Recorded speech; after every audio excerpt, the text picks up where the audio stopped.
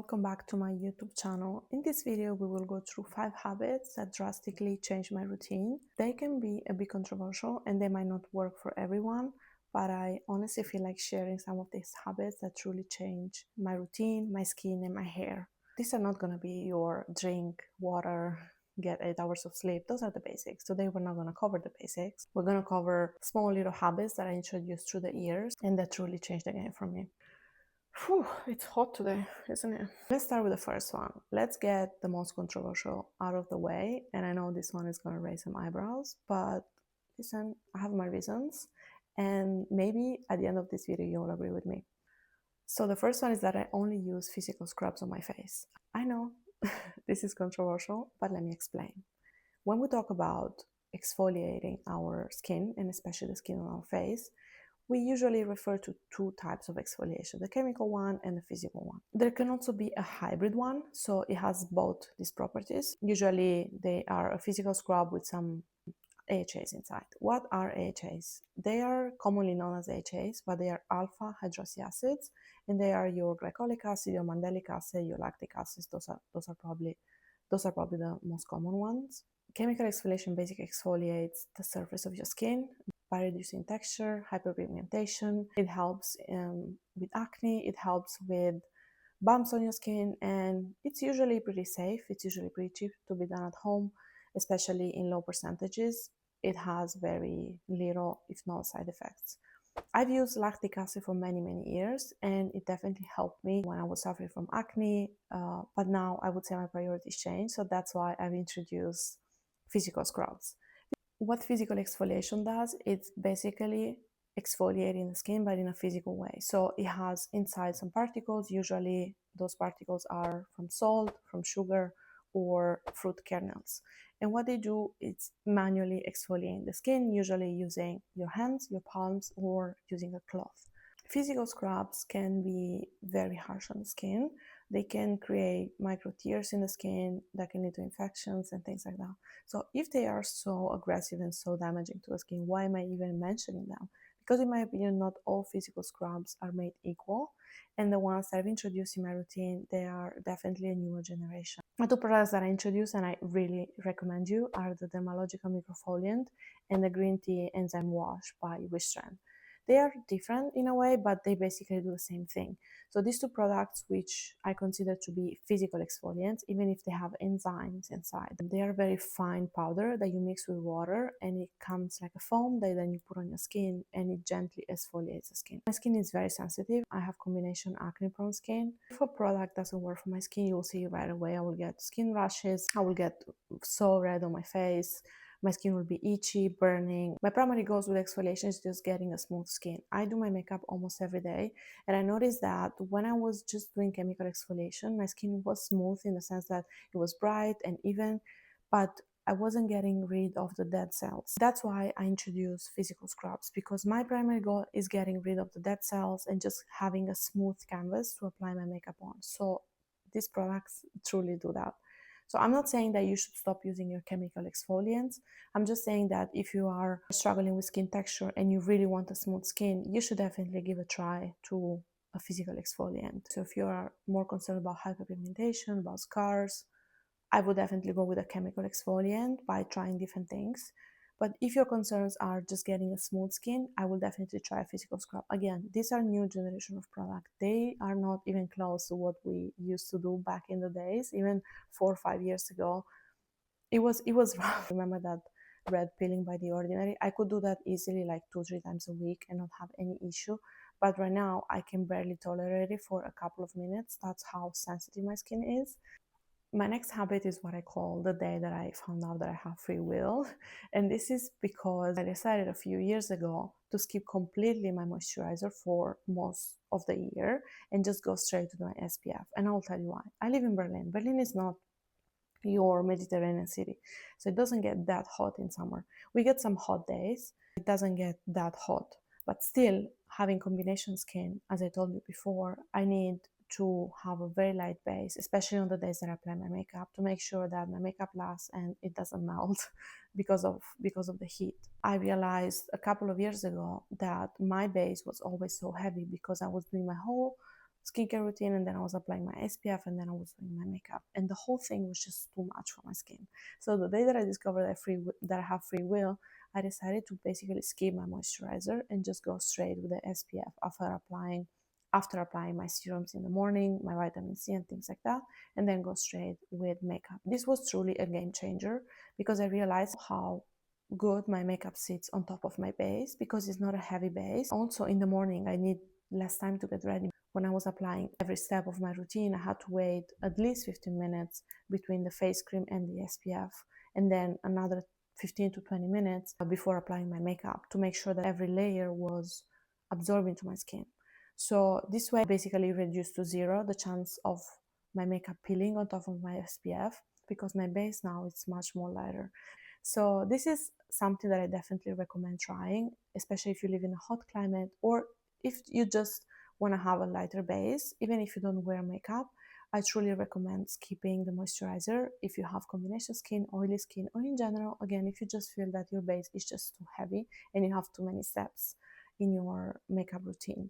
I know that we think about the moisturizer as a sealer. The moisturizer is sealing the skincare that you put, but the SPF can do the same thing. So if you choose an SPF that is right for your skin, if you have combination skin that is more matte to the touch and absorbs the sebum, it can really work beautifully as a moisturizer. So yeah, give it a try and let me know how it went. The next two habits are new staples in my makeup routine. Really improved the way I do my makeup and the way also that my makeup lasts through the day.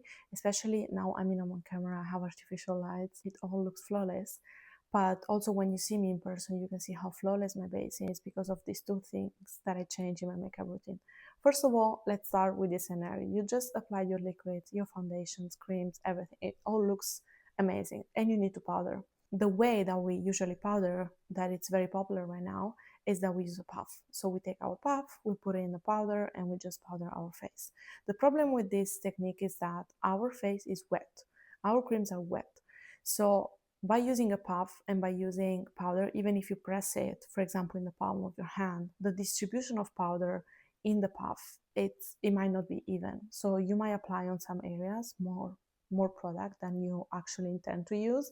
That can actually cling to the wet parts of your makeup and can cake a bit with your liquids, and you can have like maybe some dry patches because of how uneven the application of the powder is. I used to have these issues around my eye area and around my mouth, that if I was powdering right away with a puff, it was just getting me like dry patches, and it was like I was having like dots of powder because the powder wasn't even on the puff.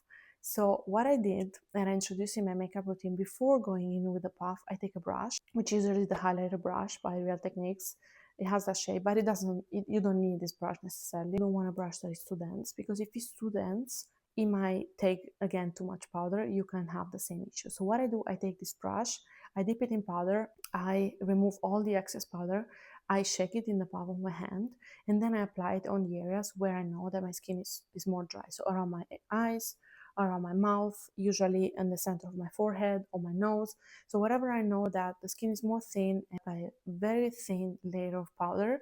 So when I go in with my puff, it really looks flawless. So it wasn't interfering with the liquids of my face. So what you're doing, you're basically creating a very thin layer of powder that is not going to interfere with the moisture of your base. It's not going to get cakey. So then when you go in with your puff, it's going to look so flawless because the base is dry, not extremely dry, but it's dry. So even if you have excess powder on your puff, it's not going to cling on any areas of your face because those areas were previously powdered with a brush. My fourth habit is probably a step that we all neglect when doing our makeup. And since I started doing it, there is no way I'm going back because of how different I see my face when I do this habit. So what I do at the end of every makeup, I always clean my hairline with a cotton round and some micellar water. You don't need micellar water. You can just only use a water. You can use a makeup wipe. You can just use whatever you want, a towel. I usually use a cotton round and micellar water just because it can really help getting rid of the makeup that inevitably ended on my hairline, and especially the area around the ears. I get a lot of foundation there, a lot of contour, a lot of blush, because this is the area where we blend our contour and our blush. And if we don't clean that area at the end of the makeup, it looks off. In my case, I have very big contrast between my skin and my hair, so this is even more noticeable that at the end of my makeup, I just have like, it just look ashy. So I sometimes, especially here, it just looks gray. It just looks weird, off. So by cleaning that area, I actually get a better contour of the face, a better natural contour of the face. It just looks more clean and less washed out. And this is extremely important to do if you apply setting spray, because it sometimes can feel like a light hairspray for the face. So it can make your hair feel a bit crunchy, a bit dry. So by using some micellar water or just a wipe, you are also getting rid of the setting spray on your hair, so it doesn't look that crunchy and that dry anymore. I honestly believe anyone can benefit from this, no matter what your skin color is, no matter what the color of your hair is. Everyone can benefit, and everyone can have a much more cleaner look and look definitely less washed out. Now for my last trick, we're moving to the hair. And this is also a game changer. I feel like I've said that for every for every habit in this video. Everything is a game changer, but this one really improved the way my hair looks every time I wash it. I used to be the kind of person that's actually pretty lazy when washing my hair. Not the act of washing, but just styling my hair at the end. I was just so lazy. I was keeping my hair in a towel for sometimes 2 hours because I was lazy to dry it. I was lazy to style it and things like that.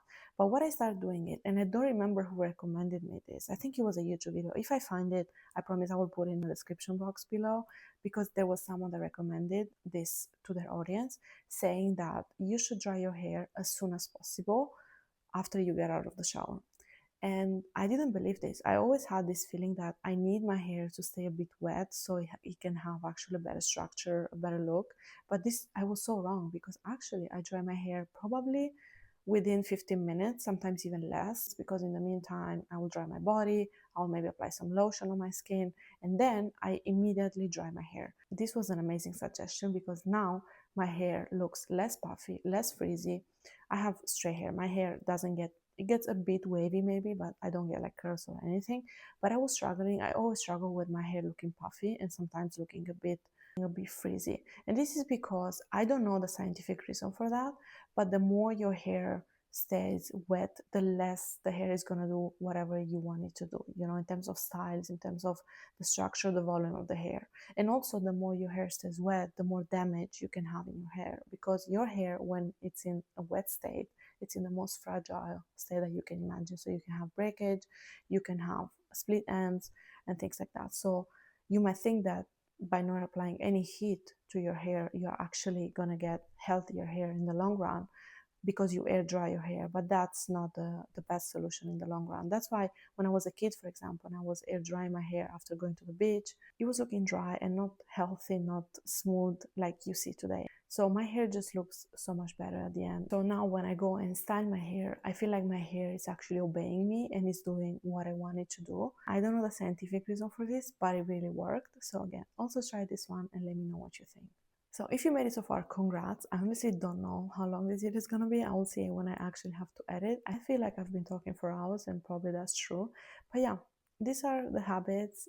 I actually have more to share. Let me know if you're interested in a part 2 and perhaps part 3. Leave a comment down below with the one that resonated the most with you, the one that you want to try right away. And if you knew any of those habits, if you are doing any of them, I would really love to hear your opinions. So yeah, thank you so much for watching, and I will see you in the next one. Bye.